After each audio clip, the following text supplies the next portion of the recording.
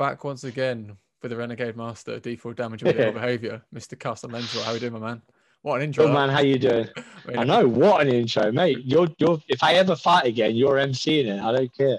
So the thing definitely. Is, I think MCing is my biggest stress dream because like public speaking is one thing, podcasting is another thing, but like public speaking, fuck that. Like, and in the red blue corner.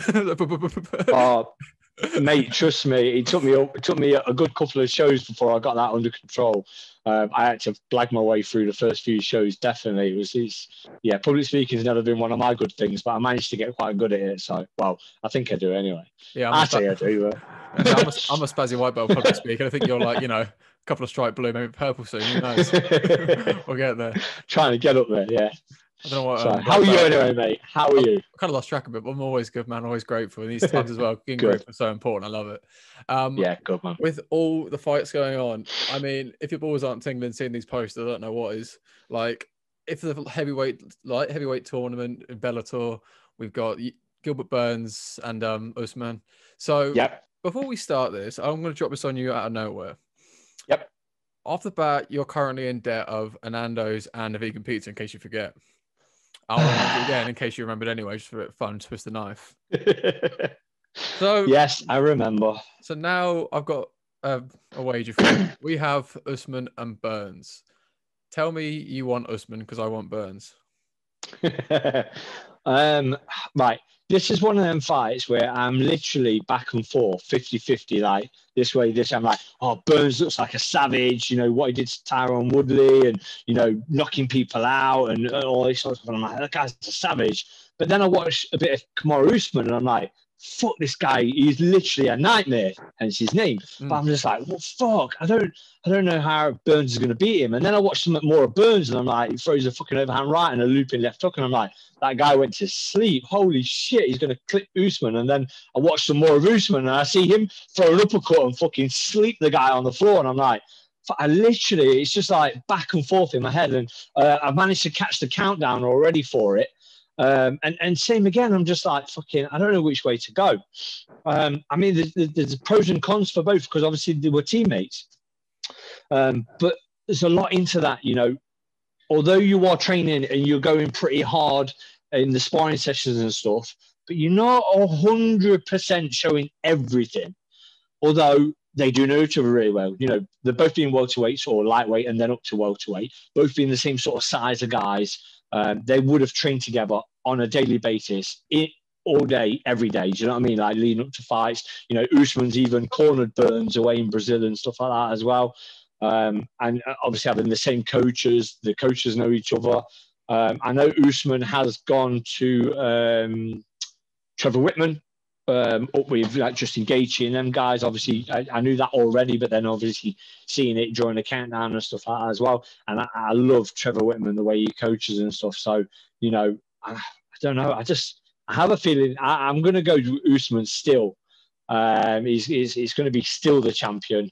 I think it's going to be an absolute war. I know you want Burns, so I want Usman. So it just worked pretty good for our bet as well. So here we are. Durinho is my man, and I'll go into that in a lot of detail. I'm glad you've seen the countdown. Yep. Context-wise, this works in good. So obviously, if Usman wins, we're all square. No Nando's will be shared. No, it will even take over the vegan pizza just for keep it even. But if I win and I double up, now this might be going to tattoo territory, but we'll get there at some point. We'll recover this at the end of the episode. Maybe even leave it a cliffhanger to decide. But I think there's a stakes we need to sort of go into. But now the most important, we can leave it to the public. Oh, that's a thought. Is it a double Nando's or is it a part of a tattoo? We could even leave it to the public. Oh, that's a thought. But yeah, the best part of the countdown was Durinho, Gilbert Burns' suit. Oh my god, how fucking sick did he look? It was just, mate. If you haven't seen it before, fuck me. I want that suit. If I was Brazilian and named, Gilbert Burns, fucking sick. 100%. I wear it every day. It's just got the Brazil oh my god. I followed the suit tailor company just anyway to see stuff like that pop up again. It's fucking sick. Like I'm not one for like suits and stuff, but I mean you'd appreciate that of anyone. Mate, I love that suit. I mean, it was like a burgundy tartan, right? Yeah. So one, I'm a big fan of tartan because I've got my stepdad was Scottish, so I've got obviously a lot of family up in Scotland, so I love tartan anyway. Two, burgundy is one of my favourite colours, and three, the suit was just sick. It was amazing, and you know what I'm like with my suits. You've seen me, like we just mentioned earlier, emceeing and bits and bobs. You know, I like my jazzy suits. I like the tartan. I like the bright colours. So that was beautiful. And then when he opened up the inside, had the Brazilian flag. Oh And my the lord! suit's tailored for Durinho. Oh, mate, it was just gorgeous. This is it. I've seen you Absolutely. you're partial for a 3-piece and a soda. This is that. I'm partial. I mean, this is it in itself. That was amazing. But again, Trevor Wood, a lot of stuff he was saying, I really, really liked. Just sort of like, same. It's just the fundamentals got him there, and again, it's sharpening these concepts up. It's not because what really I've had conversations with a few people like this about the Americanisms, not just generalize, but again the overcomplicating things, adding all these excessive names, terms, always sort of the filteroos of like the things. Overkill, massive overkill. But Trevor, very much less is more. Sharpening things up. I love that. Distribution's right. He's a champion already. He needs that same hunger. And again, but this is where certain things get interesting. So I heard DC and Ariel Hawani talk about this. Okay. Like this whole idea that they know, one of them knows, if not they both know how it's going to go, which is fucking terrifying. And like, if you had a similar teammate of a level of that, either side of it, how much would you let that weigh on your training and everything else? Because again, like, you know, for well, if you have someone you're intimidated by, you'll train a bit harder, whereas subconsciously, if they're not as intimidating, you'll be more likely to take those sort of, not only foot off a gas. Like if you train with someone who has your number most rounds and later down the line, you're arranging to fight them, do you give it as a fresh look in itself? Or how would you feel you'd deal with that situation? Yeah, it's a tough one. I think the little thing that's going to help them with this and kind of separates them that maybe this mindset might not play into it as much is the fact that Gilbert Burns has mostly fought at lightweight. So he's a big guy now, and obviously he's definitely filled out into that welterweight frame now, and even more so if you saw the countdown when him and Chandler were next to each other. He's fucking ridiculously massive. But while he was doing most of the training and would have been doing most of his sparring and stuff like that, he was actually a lightweight. He only moved up to welterweight for his past how many fights? It's not many. It's only maybe like Demi Meyer 3. And Woodley, I think. I'm not sure if there's any other ones. I think is that just the 2? I think so. Yeah, I think maybe 2, 3 maximum. But that's what I'm saying. So it's only been really the last 2. Yeah, 2 fights. There you go. So it's only been 2 fights at welterweight. So with that, with the mindset, most of the time, like the years and years that they've been training together and they've been friends and everything else, he's been a lightweight and he's been a welterweight. So, you know, if Kamaru Usman had been getting the better, I don't know if he had or not, but if he had been getting the better, you know, Gilbert Burns in his mindset will put it down to the fact, that's cool. He used to get the better of me because I was a lightweight. I wasn't as big. I wasn't as strong.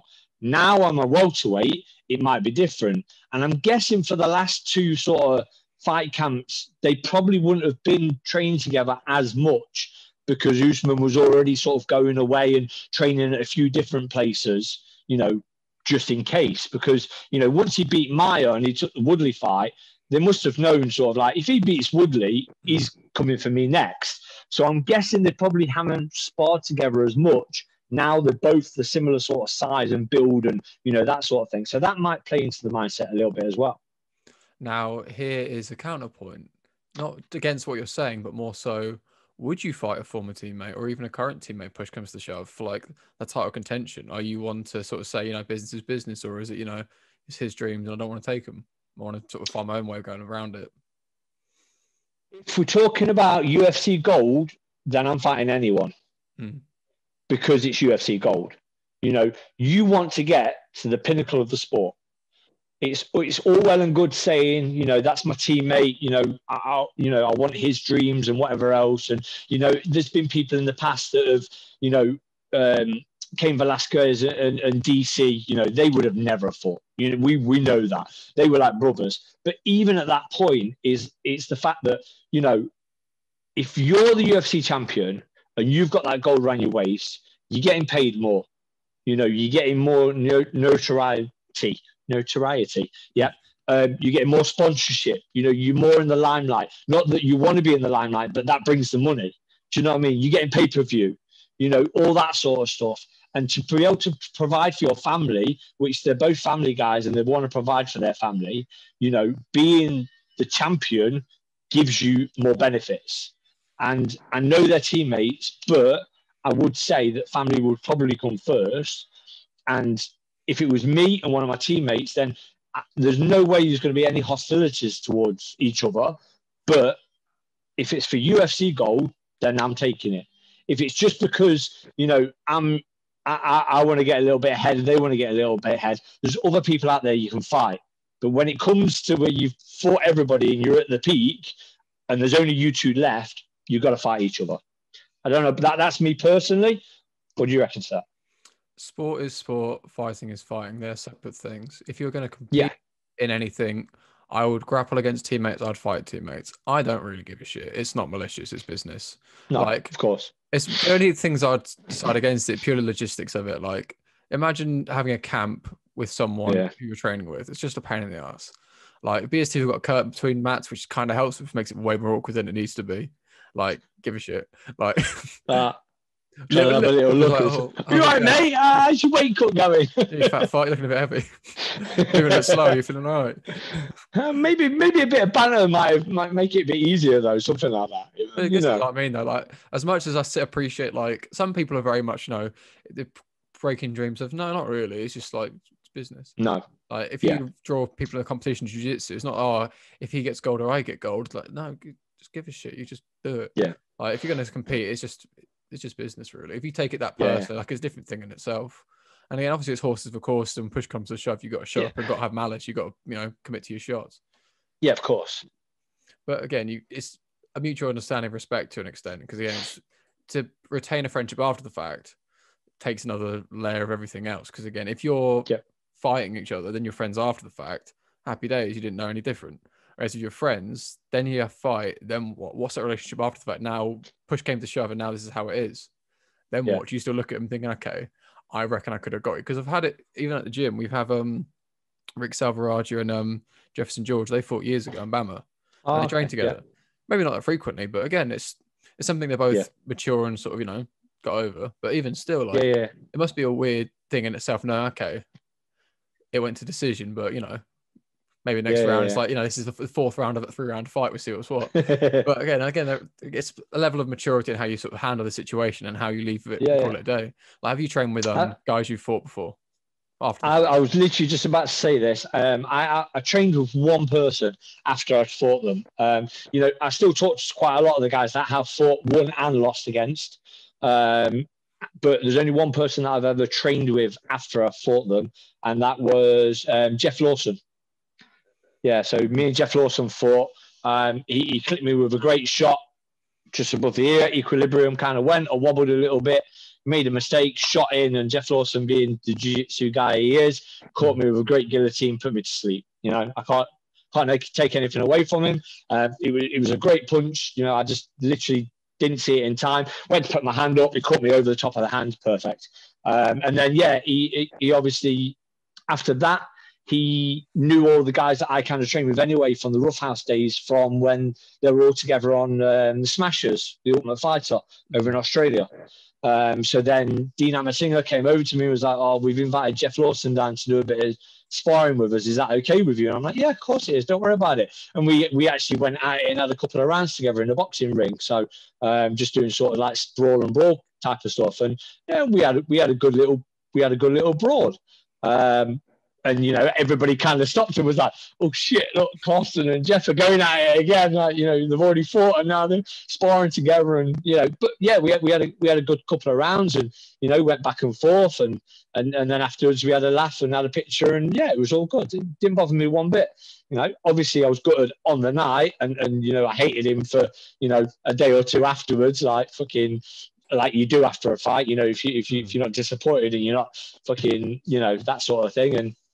But when it actually came down to it, months later, when he came to train, there was no problem whatsoever. It was like you say, it's a sport. It wasn't an actual fight. We weren't in the streets fighting, or it wasn't, fight to the death. It was just a sporting performance, and he got the best on me on that night. I mean, that kind of attitude is what you need to sort of move on from it. But again, when it's all fresh and quite raw, I mean, that's a different conversation. Like training now, when you're both retired, it's whatever. However, when you're actively competing, and again, that's quite raw. And again, it's one of those ones. I mean, Jeff Lawson, he's an interesting one in himself. Like he does his this is the name of his page, not me being a dick. It's called Really Bad Art. And his art's actually really sick, like really creative sort of stuff in itself. It's always good to see fighters having their own passions outside of it as well. But again, it's one of those, I don't know how I'd be, because I've not sparred or trained with anyone I've fought MMA against. I've rolled with people I've competed against, and that is beyond frustrating, because I'm one of these. I'm not a show pony. I'm a gym rat as such. I don't show up on competition day as much as I can do, but in the gym, I perform a lot better. So on the day, if there's guys who are like, I've absolutely just flopped against, or have just made it harder than they needed to, then you roll after the fact in the gym. I'm like, okay, what was this? Why did they make it such an ordeal for myself? Like, I'm not exactly like Hicks and Gracie, but like, I'm not the shitty white belt I used to be. Like, why am I making it such a fucking ordeal? I know what you're saying. We move, we learn, we keep going. That's it. So we'll go a quick recap of the Reem Volkov. I've finally stopped crying over Frankie Edgar, because that's fine. I know he's all right now.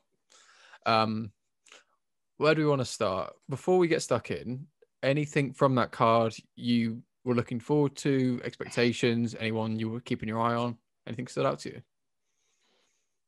So there's a couple of fights on the main card that I was looking forward to. Clay Guida, Michael Johnson. I know they're two sort of veterans of the game, but they're both, come and fight, and they're always in, fun fights. They're never in boring fights. That was one I was definitely looking forward to. And then obviously looking forward to Frank Edgar. So I don't know which one you want to start with. I mean, if you're not in a rush hour, let's go with Edgar first and get that over and done with. Rip the plaster off. Yeah, let's get it over and done with about as quick as the actual fight itself was. So yeah, anybody that hasn't seen it that's now listening to this, I don't know why, and I'm pretty sure you've probably seen it anyway, because it's a highlight reel knockout that's gonna, last forever. It was horrible to see Frankie Edgar go down that way. I don't know what your thoughts on Frankie Edgar now afterwards, but I'm sure we'll come to that. But yeah, 28 seconds. Yeah, 28 seconds in the first round. Corey Sandhagen landed an absolute peach of a knee, and it put Frankie fast asleep way before he even hit the canvas. That's about the only way I can describe it. It was just absolutely pinpoint perfect. So we'll get this out of the way early. The whole concept of, loses one fight, he's washed up, he's done, wins two fights, he's the GOAT. It's the sort of a casual conversation, make me want to fucking top myself. But we move. Yeah. So off the bat, let's give Sandman a bit of respect. Yeah. So, prior to the Edgar win, obviously fought Marlon Moraes, got a loss to Aljo. But again, he fought John Lineker, all these sort of names. Like, let's not pretend he's some fucking bum who's come out of nowhere and starched him. And Frankie himself came out with a statement about how it's, it happens. He's all right. He's been through this before. He's licked his wounds. He's, he knows the fight game. Yeah. And as much as, we've seen him getting stopped, you get over these things in the same way. Like if you take Cody Garbrandt, for example, after like 3 fights of getting stopped in the first round, comes back and absolutely sleeps. I don't know who it was, but even still, like, Asansa. Asansa, yeah. And again, it's one of those things where it's like, you're not out till you're out. As much as like, if you get clipped in like midway through round 3 after a great performance, you don't think, oh no, he's washed up, he's done. You think, oh, he got caught. I'll take Jai Hubbard, for example, got caught in the 3rd round after clinical performance. But it's only because it happened early, you completely devalue any potential thing you had. Obviously, you haven't seen it, but it's hard to even judge. It's after 20 seconds of seeing something. And 20 seconds is a long time for anyone asking. But as to say, it's you can't give a what we're talking about. None of your business. Let's get close to home. That's not how you feel. We're here to make friends, not lose them. Don't worry. But yeah, so it's to say, regards of people being washed up and everything else, it's a bit a premature statement to make. As to say, Frankie's attitude towards it, chin up, cracking on with it. Yep. It's one of these high risk, high reward. So I wouldn't lose too much sleep calling Edgar washed up in itself. I mean, I think. Go on. I think the only little thing to this is obviously we've been hearing it a few times over the last few weeks. McGregor's washed up and stuff like that because he's lost a couple in a row. Well, he's lost and all that sort of stuff, and he got stopped dead easy and stuff like that. And then obviously now with Frankie, everybody's like, oh, well, he's washed up because he only lasted 28 seconds and he got knocked completely out. And Frankie's never been knocked completely out before. He's been hurt but never completely starched, sort of thing. The only difference with the Frankie one to the McGregor one that I would say, I definitely don't think he's washed up 100%, but the only difference is the age of Frankie Edgar now. Mm-hmm. So, McGregor's 32, 33, I think. So he's kind of, people are saying, he's in his prime, then late 20s, early 30s. That's kind of like your prime for MMA these days. That's what people say. And, Frankie Edgar's been around for a lot longer, and he's actually like 39 now, nearly 40. So that's the only sort of like little difference that people are like, oh, I don't want to see this happening to a 40-year-old. Like 40 is really old. I'm just putting that in there because I am 40 soon myself. But so that's kind of like the only little difference between the two of the washed up sort of fighters at the minute. As to say, there's a lot to go into what means washed up and where these lines get drawn. Yeah, as to say, it's 100%. not, if you don't show up on game night because for whatever reason, or you get clipped with a mistake early, I mean, that happens at all levels. Yeah. Like, it's 100%. One of those. But as to say, it's everything else. It's the preparation, the urgency, the way they take their training, all that kind of stuff. It's all the layers behind it. If one of those elements falls a bit short, it happens. It's human error. Not even human error, though. It's just something's got to give at some point. So, Yeah. Sleep on that. Now, opinion on Clay Guida, Michael Johnson. What are you thinking? What did you think to that? So it was still a good fight. Michael Johnson is the most frustrating fighter in the UFC. He really is. Because on game day, if he shows up, he can literally beat some of the best in the world and hang with some of the best in the world. But then other days, he just doesn't do anything. Do you know what I mean? He's so frustrating. I saw a post the other day that, out of Khabib, Poirier, who else was it? Khabib, Poirier, Gaethje, and can't think who the other one was, but there's 4 like top level absolute monsters, and he's 2-2. He's won 2 and he's lost 2. Obviously he lost to Khabib, and I can't remember who else he lost to, but he was it maybe Diaz? I think it might have been, yeah. But he beat Poirier and he beat Gaethje. No, he lost to Gaethje, didn't he? Lost to Gaethje, beat Poirier, beat Barbosa. That's it, Barbosa. Yeah, do you know what I mean? So out of them 4 monsters, he's 2-2. But then on the flip side, he's got somebody like Jonathan Brookins, who had the talent but never really showed it. Who else was it? Jonathan Brookins, Clay Guida. I don't know why they put Clay Guida in there because that guy's a little fucking savage. Again, another 39-year-old that could still probably fight for about 20 years. It's ridiculous. But there was 3 or 4 other names in there that you would expect Michael Johnson to kind of run through, just knowing the skills that Michael Johnson's got. And he was 0-4 against them. He's just the most frustrating fighter. And I just think this was one of them fights where he just didn't really sort of turn up to it. Clay Guida does what Clay Guida does. Do you know what I mean? He threw decent overhand rights. Michael Johnson should have seen them coming because, he's not the most technical striker. He uses striking to get in on the legs. And that's what he did. He landed some decent overhand rights, and then he got on the legs and made it a horrible, dirty, grimy, grind fest. And that's what Clay Guida does. And I do love him for it. But Michael Johnson just frustrates me when he has fights like this sometimes. Now, here's a question for you, if you know the answer. Yes. Out of the lightweight tournament, we'll go back to the semi-final stages. Who of those guys do you know who Michael Johnson's beaten? So Poirier, on the top of my head. This was back in 2012. He beat him. This is an interesting name. Who? El Kukui. That was the other one, Ferguson. That was the other one that was in the 4. That was it. Yeah, it was Khabib, Gaethje, Poirier and Ferguson, and he was 2-2 against 4 of the best lightweights that have ever done it, sort of thing. Yeah, that was the other one. Yeah, so that's what I mean. Like on his day, he's an absolute monster, and he's just a nightmare for people. But he's so up and down. You never know which Johnson's going to turn up, and he's so frustrating. He even has a win over the GOAT as well. So fuck me, what else? The Lobo, for anyone querying who the GOAT might be. Yeah. In current GOAT conversations, casuals coming out of nowhere. You need to appreciate the real GOAT. 13-13, man is the true GOAT, mate. True GOAT. So nice. He's unbelievable, man. I love him. But yeah, as to say, it's one of those ones where you get to that sort of stage in your career. Like Clay Guida, he's been around. He's been about. Like, it's one of these where, like, I think the Alpha Male guys, 36 and 17. There's so many fucking fights. 36 and 17 Clay 53 Guida. fights. Yeah. That's a lot. It's crazy. That's a bunch. Imagine 53 fight camps. Imagine cutting weight 53 times. And the guy is literally like an Energizer bunny before, during, after the fight. It's ridiculous. And again, he's 39 years old, but nobody's saying he's washed up. He's just secured himself a new 4-fight deal. Yeah, absolute dream. Now, we're going to move on to Wholesome Tears. Did you listen to Beneil Dariush's post-fight interview?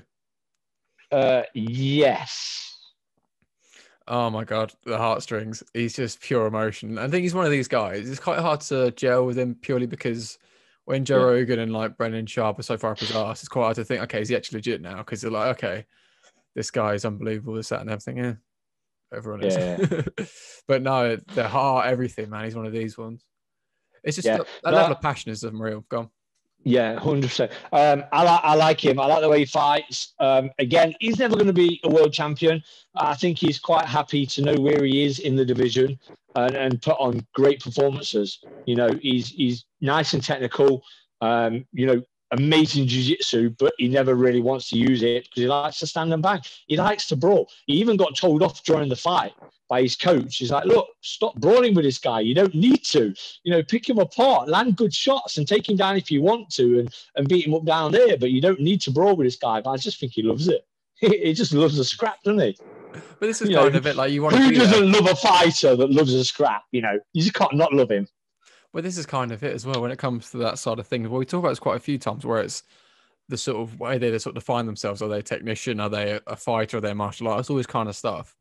And when they're a fighter first and then like a martial artist afterwards, that's when it's fun. That's what they love to say. They bite on their gun, should have a bit of fun. That's what you want to see. Yeah, 100%.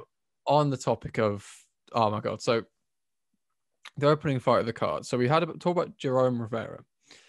One of these guys, jiu-jitsu and MMA. Not jiu-jitsu from MMA at this point. Last fight against Figueiredo's brother. Again, very frustrating, pulling guard, not quite establishing stuff. Very frustrating, 15 minutes. He comes back, relatively short notice turnaround, like a couple cards. I think it was in the Magni card he was on. Yeah. Do you think, okay, he's getting stuck in again. He wants to, show what he's worth. And just gets flatlined. 26 seconds. I think the first punch of the fight. And I'm just like, man. He's put it out there and he's just been there. He's just got slept from. Oh man, Odie, I think it's Odie. Sorry to pronounce it, Odie Osborne. Fuck me, that's how you open a card up. That I think it was Contender Series. I'm not sure, but it's to say, man. Insane. Also on the card, again, a few other names here, but again, Molly McCann, the local. They're local to Liverpool, say UK. More local than everywhere else on this card. Yeah, we all know everyone. We know the Queen, so it's fine. Well, if England's on like a little rock in it, we're all together. We're in the bit. Exactly. And as much as like you expect, okay, lost the decision, it being one-sided, it wasn't that bad.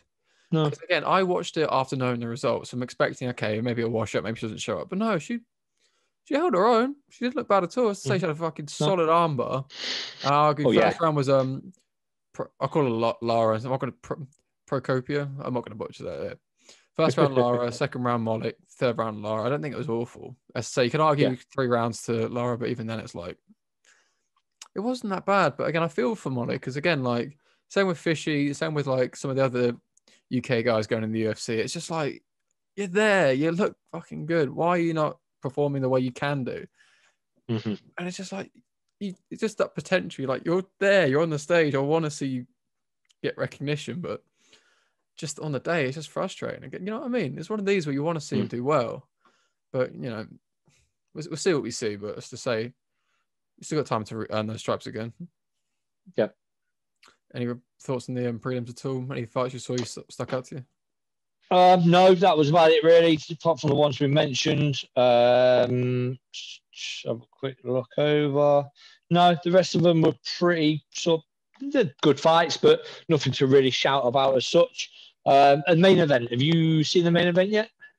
The Reem? No, I don't want to talk about it. It makes me sad. Reem has been knocked out so many times, and it's scary when he gets knocked out because these lights just switch off, and it's just like, oof, you're a big boy. And it wasn't even like a one bang, like, lights out, see you later. No, it was just getting worn and worn and worn. And then, like, yeah, Volkov, you smashed it, happy days, but like, oof, leave the man alone. The worst was the pause. The pause. He got knocked out. There was a bit between, the ref stops, and you're like, oof. When you've hurt someone that bad in the build-up, it's just like, ugh. The whole Simpsons meme, like, stop, he's already dead. It's like, leave him alone, please. What did you think to it? I don't know. So let's go to the washed up thing. I don't think everyone is washed up as such, but he's, again, another guy. I think he's 40 now as well. I just don't see the same Overeem that we did, 4 or 5 fights ago. I don't really like this style that he's got now. He just every time a guy comes forward on him, he literally just shows up and takes punishment, and then hopes that they don't land a finishing shot, and then maybe throws a big swinging overhand left. I don't really get where he was a traditional, Dutch kickboxer. But he's just literally got no Dutch kickboxing skills anymore. It's really weird. I don't really know what's going on with Alistair Overeem anymore. He doesn't look like the fighter he did from years ago. And I know he's getting older but we've just mentioned 5 or 6 people that are a lot older in years now, and they're still performing at the same kind of level and still got the same kind of skills. Just Overeem, I just don't understand. It's like he's going backwards. He throws less now, and he's got less variety of techniques that he uses, and his defensive skills have gone, like a beginner. Somebody comes forward towards him, he just does this, waits until they stop, and then goes, ugh! And that's big the level. That's big. Yeah, that's just the level he's at. He should not be doing things like that. Do you know what I mean? You expect that from a complete beginner. The first sparring session, he's like, I'm getting him hit. Okay, I'll try and hit him back, sort of thing. And I just don't understand what's happening with Overeem right now at the minute. Well, it's the tricky thing when you get to that sort of level of experience is retaining being coachable. So I don't know the ins and outs of his camps. I don't know how he's reacts to sort of input and everything else. But that sounds like a lot of big glove sparring, a lot of kickboxing, a lot of, I go, you go kind of drills. And it's just a bit, I don't know. When you get to heavyweight, again, it's like, okay, yes, everyone's got one punch power, and it makes sense to sort of make sure you're defending. And then when you throw with sort of conviction, but even still, like, if it's just consistent and it wears away, that could still do the job nice and easy, as we saw. But it depends on where he goes from here in the sense of his coachability, how his style change, how he can adapt to the division. Because not only does that not work against Volkov, well, it won't work against like entry-level guys, heavyweight. He needs to be careful with that. Again, he's fought across 4 decades in thing, and it's just like it's experience. But what does that experience mean? If he's still don't get me wrong, now? He's one of the he's one of the all-time greats when it comes to heavyweights, and he's had some amazing fights. And he's been right up there, and the only thing he hasn't won is the UFC gold. So I'm not taking anything away from him whatsoever, but I just don't understand this new style that he's adapted over the last 3 or 4 fights. It's just like he's gone. It's all right that we talk about going back to basics, but this is going back to basics like he's never been in a gym before, and I just don't really understand it that much. And it's one of them. Do you know what? I think it maybe comes from when he got absolutely starched by Francis, because he was still kind of fighting a little bit more upright and not so much shelling up completely, and then obviously he got hit with the uppercut from hell and got starched, and then ever since then he's kind of like, yeah, I don't want to get hit and my head taken off. So if I do get hit and kind of knocked out, I'm going to do it behind my defense, maybe. I don't know. But yeah, I don't really like his style right now. And I think he's really going to struggle with, anybody in the heavyweight UFC, even kind of like entry-level UFC sort of guys, if he carries on with this style. So this whole premise of like, if you wouldn't do the same thing in a similar situation, you shouldn't judge. Now, if I got knocked out by Ngannou with an uppercut, I'm not going to pretend I wouldn't shell up like that every time someone came near me. The PTSD from getting clouted with that, fuck that. His head still is connected as a miracle in itself. Like, you see, jeez. Yeah, royally fuck that. So again, when we say all this sort of stuff, it's with a pinch of salt in the sense of, I'm not fighting heavyweights. I'm not getting knocked out by heavyweights. So that is true. I'm going to sit here in my nice comfy flat with my head attached to my shoulders and make these comments in my little podcast. So for anyone thinking we don't know what we're talking about, don't worry, we're aware, we know. But we move forward. So before we move forward, I earn potentially multiple Nandos and maybe even tattoos, who knows? Obviously, we've covered like Marty Snoozman and Durinho, the new champ. On this card as well, there's some exciting fights. Do you want to kick us off? Yes. First? We to go into it first. You go for it. What do you want to talk about first? Prelims or? We'll dot around. We'll start with the main card. Obviously, Kelvin Gastelum and Hurricane Heinisch. Yes. Kelvin Gastelum. I always get mixed up with Nazareth. He's one of these ones. He's just he's likable, and he's Mike Perry's like good twin, isn't it? He's just a likable guy. To say where he is now, it's interesting to see. But I'll tell you which fight on this I'm looking forward to is Julian Marquez and Maki Piatola. If you don't know why this fight is interesting, Maki Piatola, Coconut Bombs, he fought Impa Sangonite in like the fight of the year. If anyone hasn't seen it, it's fucking amazing. But Julian Marquez, he's on our toes a bit. He's got a podcast himself with an adult film star in Kendra Lust called Beauty and the Beast. So fun fact. Oh, what? Yeah, exactly. Interesting. Don't Interesting. worry. I mean, you got your OnlyFans, so we're pretty much the same thing. We're one of the same. Yeah, obviously. Basically, it's the same platform. Just got to expand on scale. Yeah, that's it. Yeah. Prelims. We've got Jim Mayhem Miller against Bobby Green. That'll be a good fight. Rodolfo Vieira, sorry. Not Patrick Vieira, is it? Rodolfo Vieira. And Antonio Hernandez, banger. Yep. But this is the fight I'm gassed for. Bilal Muhammad against Diego Lima. If anyone hasn't seen Tough, I think it's 22 he's on. He's with McGregor season 1, I think. Yeah, I think so. Yeah. Yeah, Diego Lima's on this. And again, his brother, Douglas Lima in Bellator. The pair of them are fucking savages. It's going to be so exciting. Yeah, really, really good. Obviously got Poliana Viana. If anyone doesn't remember her, she was the one who got quite viral because I think someone tried to mug her, and then she just snapped a man's arm. Absolutely destroyed the guy. Yeah, I'd say poor cunt, but Nah. Ricky Simone against Brian Kelleher. So, did he fight recently, Ricky Simone? I swear he won. Yeah, he fought literally like at the start of the year. He fought in Fight Island on the 3, and he just absolutely schooled the guy with wrestling. DC was loving him, obviously. I swear it was more recent than that. Like, yeah, literally like the other day, because he says something really cringe after made me want to die. Did he beat Gaetano Pereira? Yeah, it was. Yeah, the arm triangle. Yeah, exactly that. Because afterwards he was like, what did he say? It was so... people have rehearsed lines and they try and say it, they sort of stumble a bit. Maybe want to die. Oh, what was it? I can't remember what he said. Something like that. But yeah, because going to fight Keller twice got cancelled. And this fight's going to be an exciting one. Yeah, it's going to fight in 2020, 2021, yeah. And Kelleher pulled out. Then Perello stepped in. And now Kelleher's back in again. Yeah, it's going to be an exciting one. Who else is on this one? We've got Savage Gillian Robertson against Miranda Maverick. Not familiar with Maverick, but Savage UFC, good old Gillian Robertson. She beat Molly McCann a little while back. Fun fact. She did? Oh, yeah. As I say, it'd be an interesting one as to see how the card kicks off. But any initial thoughts on the card from you? Couple that I'm really looking forward to the Jim Miller Bobby Green fight. I like watching Bobby Green. He's definitely turned a corner in his fighting recently, and Jim Miller's just he's just a wily old veteran that always comes to fight.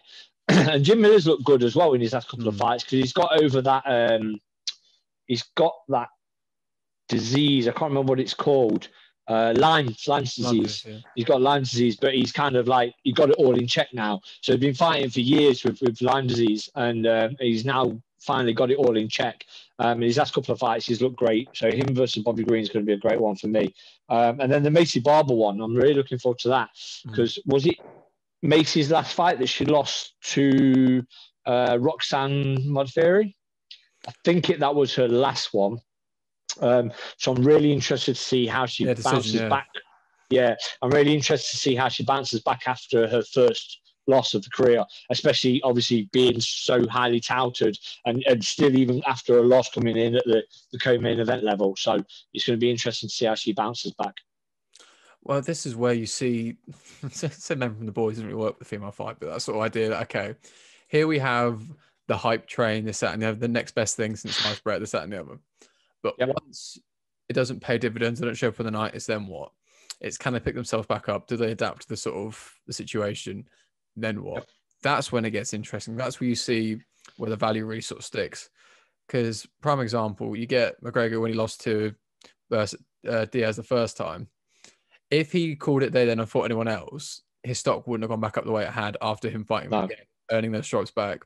And even after the Poirier loss, coming back in a sort of way of, being in a good headspace, not sulking, not kicking off, trying to show a certain level of, okay, I'm over this, I'm an adult.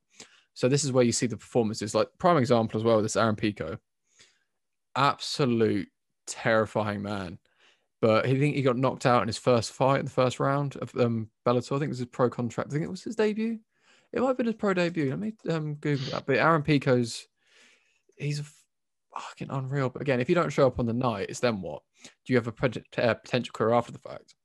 And that's where you see how people develop and everything else. Yeah, he got knocked out. He got choked by a 3-minute Bellator. And then afterwards, he had four first-round finishes, most of which in the first minute. Fuck that. He's unreal, man. He's terrifying. But yeah, as I say, it's more how you sort of deal with the losses and come back. So that's the point in itself.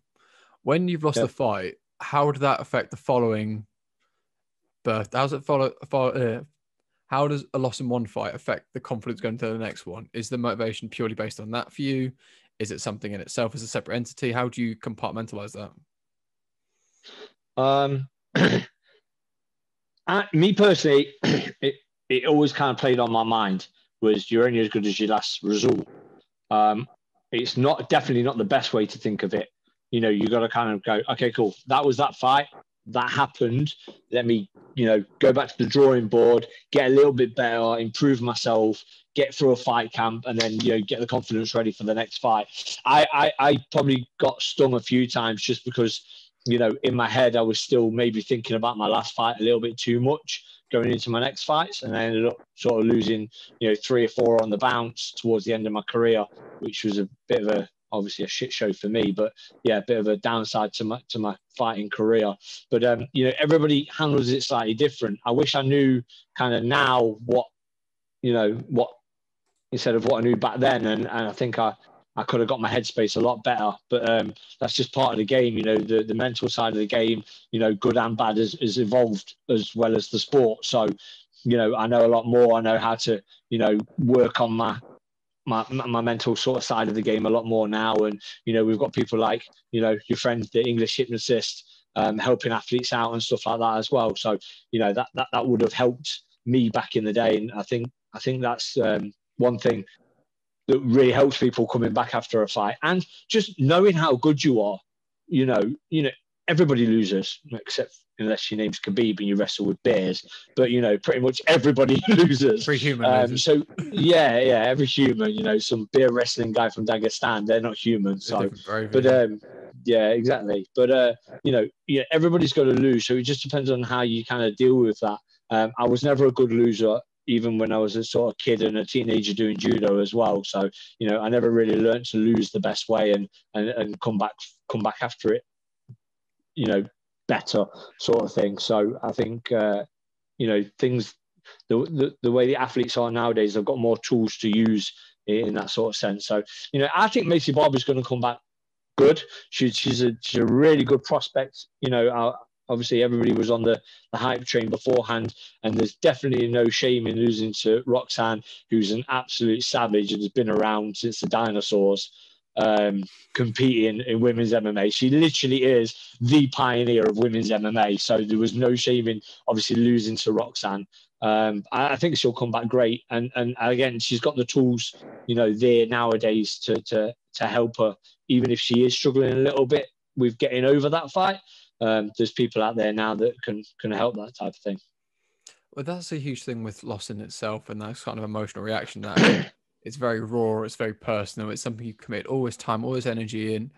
And again, this is like not even the tip of the iceberg as such to what's your potential of what's been put in.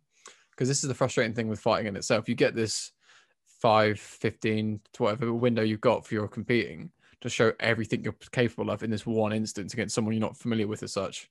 Yeah. How is that even remotely represent who you are? And this is how you can sort of let it overwhelm you. And again, if you lose to one person, like prime example, I lost my debut. It was fight of the night or something, but I got choked in the third. And the whole thing was back and forth. But oh my God, I was traumatized is dramatic, but like I didn't want to face the gym, didn't want to face anyone, didn't want to compete again. It was horrible. Like they didn't help. That's another conversation. But again, it's more so like what it means to you, that loss, and what it means that to you. And this is why people like the English Hypnotist are so important, because again, I understand the sort of association, the pattern recognition. As do you want to compete to show what you're capable of, or do you want to compete to be seen to be a winner, to be seen as a fighter, and so on and so forth? You have these conversations with yourself. Is it external? Is it internal? Where's the value from this? What do you want this for? Why do you get why does it hurt to lose the way you have? And again, if you have a decision and you felt you fought your life out and you didn't get the win, that's very different to, getting caught early on in the first and not being able to do anything. And it's your emotional reaction to how you can address that. And it depends on how honest you can be. Because some people just compartmentalize, they get frustrated and crack on with it, let me bang, bro, and they're fine. But they're fine on a very, superficial level. And this is where I found really beneficial. So when I had a session with the English Hypnotist himself, Mr. Rich Hart, shout out, big ups. It was an interesting one. And it was associating like times where you feel certain things. And again, it's the whole idea of the stories you tell yourself. Again, at the gym, I got a nickname of Low Level Dan because I got a blue belt from a different gym and they sort of roasted me and everything else. So much so it's my PlayStation name. And when I got my purple belt, I've been promoted to medium level Dan. And I'm going to live and die by that. I'm not going to lose that. I'm going to keep that. But anyway, that's not a conversation. But again, this whole story of being a victim and how you sort of sort that out. And again, are you the guy who lost to X, or are you your own person with your own identity? And it's how personally you can take that and how you can treat it as sport, whatever you need to do. But this is where those conversations get really interesting with these people, because if you take away your personal bias towards this is who I am, this is what happened, this is how big a deal it is. If you go into any jiu-jitsu competition and someone lost a match, tell me how much of a shit you give. You don't know who these people are. But when it happens to you on that personal stage in front of everyone, like my fights have, I think collectively maybe 2,000 views, and they've been up for like, I don't know, 4 years, maybe 3 years. I was like, who gives a shit? I don't give a shit. Not even a little bit. And the fact I've given much of a shit has been my own personal reaction to it. So sort of long and short of that is more dealing with loss is a very honest conversation in itself.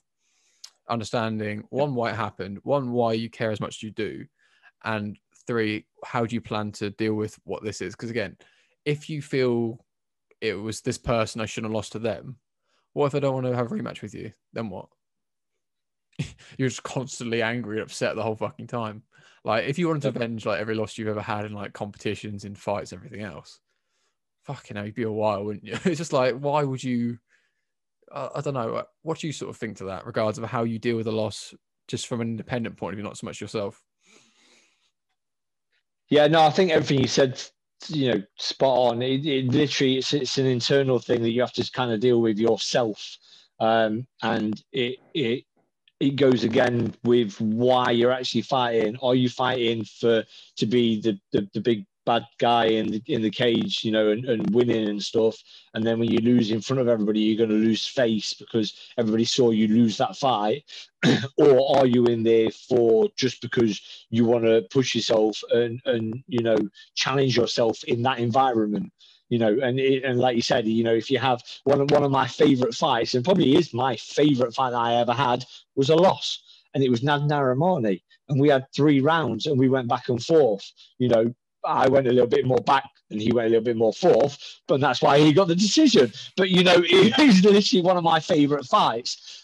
You know, I took him down. He took me down. You know, I landed some good shots on him. He landed some great shots on me. I nearly caught him with an armbar. He nearly finished me with some ground and pound. You know, after clipping with a good left hook and stuff. So it was literally with a right hand. Sorry, I walked onto it. So you know, it was, you know, a literal back and forth. You know, we both could have won the fight.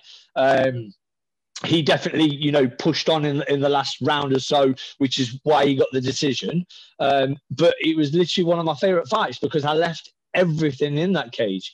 Literally, you know, when I went for the armbar, I literally went to try and take his arm home with me. You know, I walked onto a right hand and he dropped me, and it's the closest I've ever been to actually being dropped on my arse. You know, I went all the way down, so I did a little bit of breakdancing, put my hand down and stood back up, did a little pop, and sort of carried on. But then I took him down off that, and then I landed some good shots, and then he landed some good shots, and then, you know, he bullied me up against the side of the fence, and I knew in my own head in the cage, I was like, fuck, I want to get out of this cage because I'm getting fucking brawled, you know, and I'm having this conversation while I'm still trying to defend and while I'm still trying to fight.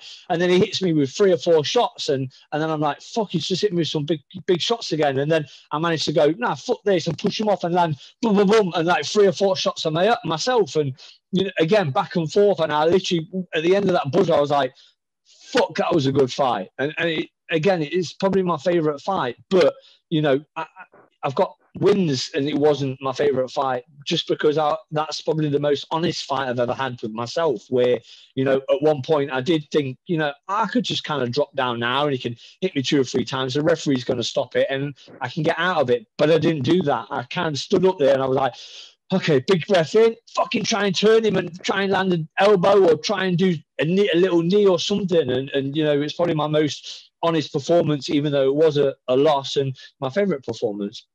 Well, I think a lot of that is the honesty and authenticity with that as well, because the whole Jiu-Jitsu saved my life kind of people are very much like, you know, it's a very honest conversation, even just sparring. But again, taking that to further and further degree that, you know, push came to shove. When you were given options where you could have easy outs where, you know, take a couple of ground and pound shots to the shoulders and the ref pulls them off, happy days. You're away, you're in the change room, you know, everyone pat the back, I'll see you later, mate, you did all right. Whereas, you know, full well, you were in there, carte blanche were through and through. This isn't, you know, any facade. This is who you are when push came to shove. You showed up. That was that. And that is the difference between fighting like you versus fighting for a facade that's not you, something you want to try and... Again, it's hard to articulate. It's a thing of like your ego is being represented by the way you're trying to fight, in the sense of I'm trying to be something I'm not. I'm trying to be something that is different, something that's not my shape. Whereas you're being you through and through when push comes to shove. And I keep saying that very specifically in the sense of when you have to show up, you have to show what you actually want when you actually need to do it. Because when you're in this sort of position now, when we're just in our like rooms and stuff, chatting nice and comfy, you know, full gas tank, not tired. Yeah, I could go another couple of rounds. I could do like at least 400 rounds right now, no problem. You can say whatever you want. It means nothing. It means fucking nothing. When you're like, you know what, I can taste my own blood. I think I might throw up in a minute. Okay, I've got 2.5 minutes. Why does this feel like 4 days? This is taking so long. I'm gonna die. But if I tap now, I can 100%. Go home. But I would never live with myself after this. And it sounds dramatic, but fuck me, you feel it. You feel like, you know what, if I've underperformed, oh my God, maybe don't leave me alone that night. I don't know. It's a mad one. You take it fucking. No, it's true. 100%. Yeah. And on top of that, like prime example, we said this before about getting blue balls, where it's like I've had a full camp. I've been grinding. I've been pushing myself. You see it in all these things. The conditioning's always harder than the fight itself, and it's meant to be. Yeah. But if you get stopped or stop someone so early, it's like, now what? I prepared for like 15 minutes, 10, whatever it is, for like just pace pushing everything. I was like, hey. It's just a bit like, okay. It's just underwhelming. It's just a bit like, okay, now what? But I don't know. It's a funny one in itself. But no, again, it's one of those ones definitely worth checking out. Before we leave the people, is there anything you want to leave them with? I just want to mention the Bellator card that we we've been raving to each other about on Instagram since it's happened. Oh yeah, the podcast bit. We've raved against each other, but we've not actually mentioned on the podcast. If anybody isn't excited for this, you're getting reduced to a dirty casual or whatever we were talking about last week, because I know we say that Bellator isn't on the level that UFC is, and I know we say, we personally don't say, but a lot of people say, Bellator's only got, ex-UFC fighters and stuff like that. But I don't care who you are or what level these guys are at or where they're at in their careers and stuff like that. This lightweight tournament is so exciting. And the fact that Rumble Johnson has come back out of retirement for it as well is awesome. I cannot wait to watch this card. So anybody that hasn't seen it, I'll just quickly go over the matchups. So you've got an 8-man tournament, and you've got Ryan Bader versus Lyoto Machida on one side. And then you've got, Corey Anderson versus, I have no idea how to say this name, so I'm going to butcher it. Where are we? Dovili Zahan. Yep, that's his first name on its own, not just all the name. And then it's Yagshim Muradov. I have no idea that that's correct because it's definitely not. But anyway, then them two are in the other bracket. And then you've got... No, I don't even know how to say the champ's name in a minute. So it's Vadim Nemkov. Yeah, Vadim Nemkov versus Phil Davis. And then the fight that we are all excited about, come on, because let's be serious, this is the main fight out of the first opening bracket, is Anthony Rumble Johnson coming out of retirement after however many years he's been retired versus Yoel Romero. Woo! What a fight that is going to be. So for anyone who doesn't know why this is massively exciting, so every time we've seen Yoel Romero, he's been a very depleted middleweight. He's been, back and forth with all these fucking big boys.